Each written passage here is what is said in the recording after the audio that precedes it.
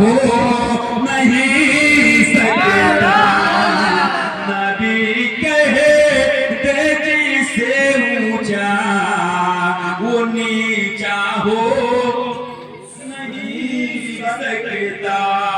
आज आप देख रहे हैं आपका हालात क्या हो गया। हजरत काजी नूह है, अपनी बेटी के लिए, अपनी बेटी के रिश्ते के लिए निकलते हैं। हम आज लोग शादी के फंक्शनों में, मोहल्ले में नहीं, चौराहे पर अपनी बेटी के लिए रिश्ता ढूंढते हैं। लेकिन हजरत काजी नूह है, रोजाना मस्जिद में बैठ जाते हैं और तलाश करते रहते हैं। कौन सा जवान है जिसके चेहरे पर अल्लाह की खशियत का नूर, कौन सा जवान है जिसकी पेशानी से अल्लाह की खशियत का आईफोन की तरह। हजरत काजी नूह ढूंढते चले जा रहे हैं। एक नंबर पे भी वही हाल है। ऐसे में उन्हीं की मस्जिद का एक मौजिन जिसका नाम मुबारक था, मुबारक नाम के उस मौजिन से कहते, मुबारक तुम जवान हो गए हो, शादी क्यों नहीं कर लेते। मुबारक ने कहा, काजी साहब मैं गरीब शादी करबू तो खराब हो, 2 नंबर तक ले ठीक रहो। देखो कहा, मुबारक तुम जवान हो गए हो, शादी क्यों नहीं करते। मुबारक ने कहा, काजी साहब मैं गरीब आदमी हूँ, मेरे पास माल और शर्त नहीं है, रुपया पैसा नहीं है, दौलत और सरबत नहीं है।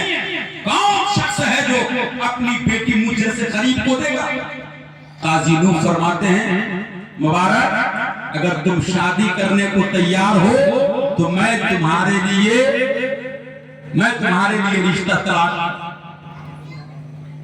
काजी नूह ने जैसे इतना कहा, मुबारक ने कहा, काजी साहब मैं गरीब आदमी हूँ, मेरे पास मानो सब नहीं है, रुपया पैसा नहीं है। कौन शख्स है जो अपनी बेटी मुझे से गरीब को देगा। काजी नूह ने आखिरकार मुंह खोलकर कह दिया, मुबारक अगर तुम शादी करने को तैयार हो तो मैं अपनी बेटी का रिश्ता तुम्हारे साथ, मैं अपनी बेटी का रिश्ता तुम्हारे साथ कर दूंगा।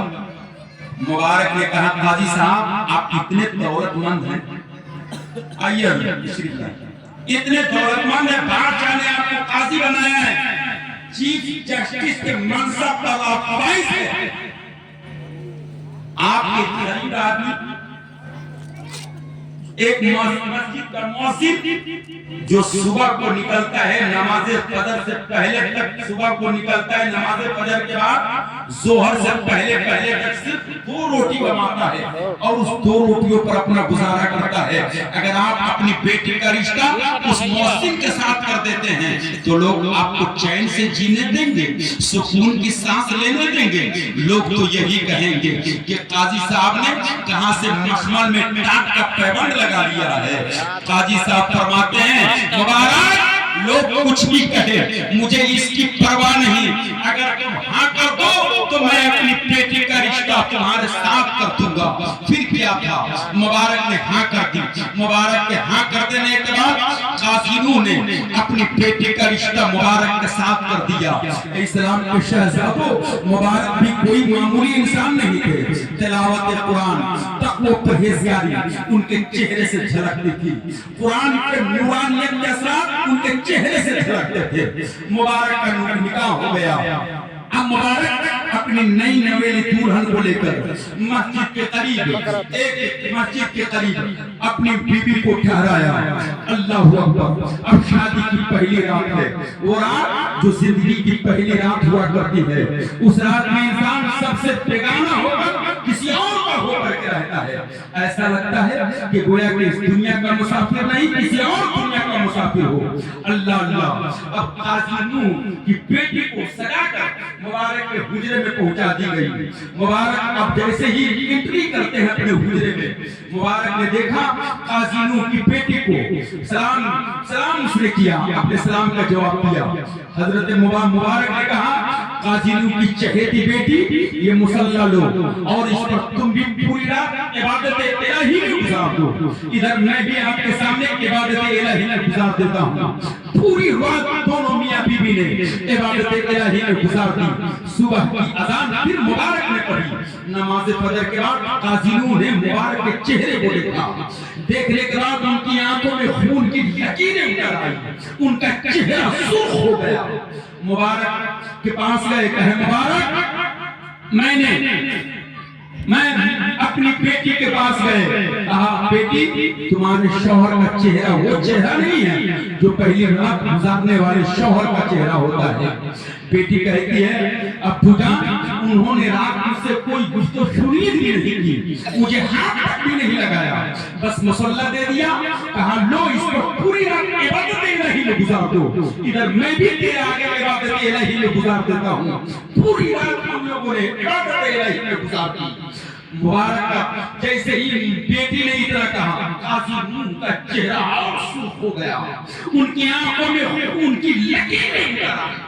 سیدھے مبارک کے پاس گئے، کہا مبارک میں تمہیں بہت متقی سمجھ کر اپنی بیٹی کا رشتہ تمہارے ساتھ کیا تھا، میں تمہیں بہت نیک سمجھ کر اپنی بیٹی کا رشتہ تیرے ساتھ کیا تھا، تو نے رات میری بیٹی کے ساتھ کیا کیا، اس سے پیار و محبت کی باتیں بھی نہیں کی۔ اللہ اکبر، اتنا سننا تھا۔ مبارک کہتے ہیں قاضی صاحب آج ہی نہیں صرف رات ہی نہیں گفت و شنید کیا، اور گفت و شنید میں نے پیار و محبت کی باتیں نہیں کی بلکہ آج بھی نہیں کروں گا، اسی طرح سے 40 راتیں اور گزریں گی۔ اللہ اکبر، قاضی نوح اتنا سنتے ہیں، فرماتے ہیں مبارک 40 دن کوئی خاص بات ہے کیا؟ مبارک نے کہا ہاں قاضی صاحب بادشاہ نے آپ کو قاضی بنایا ہے، چیف جسٹس کے منصب پر بادشاہ نے آپ کو فیصلہ کیا ہے، آپ بادشاہ کا نوکر ہیں، بادشاہ کے ہاں نوکری کرتے ہیں، بیت المال سے آپ کو جو تنخواہیں ملتی ہے اس کا کھانا پینا ناجائز و حرام تو نہیں، البتہ تقوی کے خلاف ضرور ہے۔ یہ مصطفیٰ کی ذات گویا کہ میں یہ نہیں چاہتا کہ آپ کی بیٹی کے اوپر جو آپ کے لقمے کا اثر چڑھا ہے۔ قاضی نوح سنیے، میں چاہتا ہوں کہ 40 روز تک اپنی محنت کی داڑھی کمائی آپ کی بیٹی کو کھلاؤں گا اور آپ کے لقمے کا اثر ہٹاؤں گا، اپنے لقمے کا اثر چڑھاؤں گا، پھر آپ کی بیٹی سے قربت کر کے اپنی پشت کی امانتوں کو اس کے شکم کے سپرد کروں گا، تاکہ جو لقمہ پیٹ میں جاتا ہے اگر وہ حرام ہوتا ہے اس کا اثر 40 دن تک رہتا ہے۔ میں آپ کی بیٹی سے زیادہ مجھے آنے والی اپنی اولاد کی فکر ہے، اپنی آنے والی نسل کی فکر ہے۔ اتنا سننا تھا، قاضی نوح تڑپ جاتے ہیں، قاضی نوح تڑپ کر کے حضرت مبارک کو سینے سے لگاتے ہیں، رب کی بارگاہ میں عریضہ پیش کرتے ہیں، اے دنیا کو وجود میں لانے والا خالق و مالک، اے دنیا اے رب قدیر، میں جیسا دماغ تلاش کرتا تھا تو نے اسے بہتر دماغ فرمایا۔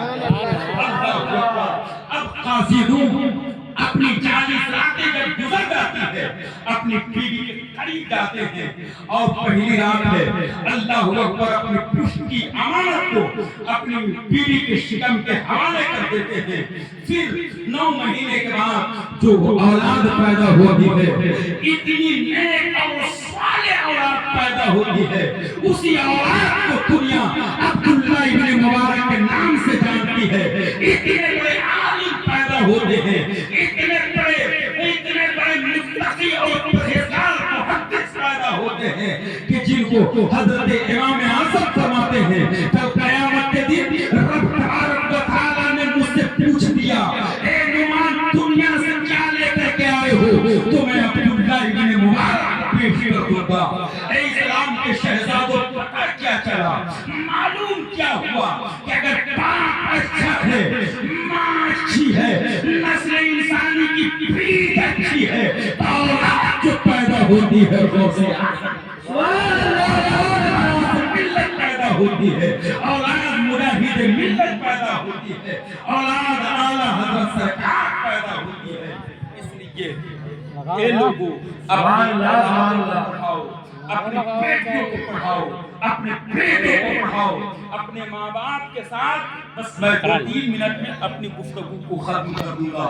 اپنے ماں باپ کی عزت کرو, شریعت کے مطابق شادی بیاہ کرو. جب شریعت کے مطابق آپ شادی بیاہ کریں گے کوئی بوال پیدا نہیں ہوگا. آپ کی بچی پڑھی لکھی رہے گی, جب سسرال جائے گی اڑوس پڑوس کی عورتیں دیکھنے آئے گی, کوئی ناک کے زیور کو دیکھے گی, کوئی کان کے زیور کو دیکھے گی, کوئی ہاتھ کے زیور کو دیکھے گی. وہی عورتیں کوئی جب آگے بڑھیں گی تو کبھی واشنگ مشین کو دیکھے گی, کبھی کولر کو دیکھے گی, کبھی فریج کو دیکھے گی. وہی عورتیں جب اور آگے بڑھیں گی دلہن کو دیکھے گی تو یہی دیکھے گی کہ دلہن کبھی رکوع کبھی وضو کر رہی ہے, کبھی رکوع کر رہی ہے, کبھی قیام کر رہی ہے, کبھی سجدہ کر رہی ہے, سلام پھیر کر نماز پڑھنے کے بعد سلام پھیر کر دعائیں کر رہی ہے. اے مولا اے پالنہارا, اے دنیا کو وجود میں لانے والا خالق و مالک, میری ساس بے نمازی ہے, میرا شوہر بے نمازی ہے, میری نند بے نمازی ہے, میرا شوہر بے نمازی ہے, سسرال بے نمازی ہے, سب کو نمازی بنا دے. کچھ دنوں کے بعد وہ گھر جنت کا گہوارہ بن جائے گا. اپنے اولادوں کو پڑھاؤ. وآخر دعوانا ان الحمدللہ رب العالمین, استغفر اللہ ربی من کل ذنب واتوب الیہ. میں بھی پڑھتا ہوں, آپ بھی پڑھ لیں. لا الہ الا اللہ. ٹھیک ہے, پکا جگہ بات کر.